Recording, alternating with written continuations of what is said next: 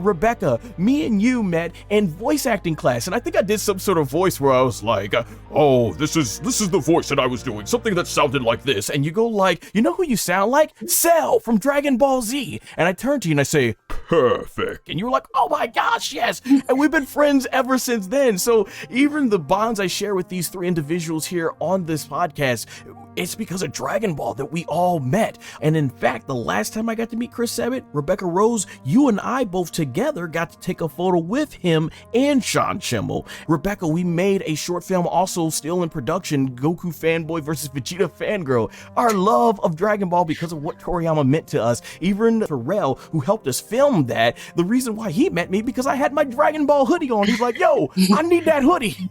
And it's just, man, everywhere I've gone, Dragon Ball's always followed me. And it just, man, my life would not be what it is creatively, professionally, or personally if it wasn't for Akira Toriyama's work. I always related to Gohan when he was that peaceful character and when 16 told him, and I think me and you talked about this recently, Rebecca, how he talked about it's not a sin to fight for the right cause. And stuff like that in a kid was teaching me a lot about life, the importance of protecting what you love. Rebecca Rose, I will let you go from here because I know you have always mentioned you're a casual fan, and what I've always thought was remarkable about that is sometimes you have casual fans that they like a series, but they don't even know who the creator is. You know who Akira Toriyama was, and I remember after seeing Dragon Ball Super Broly, you made a tribute post to him saying, thank you so much for giving us Dragon Ball Super Broly. I always thought that was awesome. So let's take it away. What did Toriyama meant to you?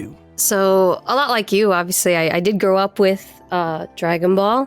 And for me, it was, I grew up with Sailor Moon as well. And my first anime that I really connected with my brother, we were watching Dragon Ball. And we would like jump on our trampoline and be like, Kamehameha, or like kick each other like in the air and like do these flips pretending to be them.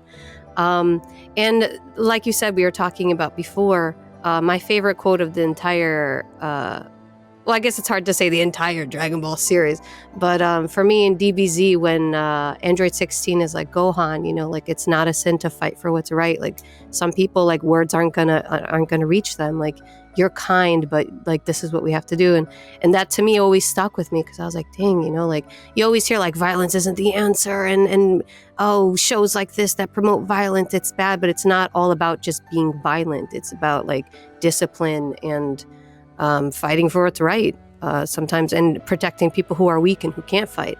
So I did learn a lot in watching Dragon Ball. And Akira Toriyama in general,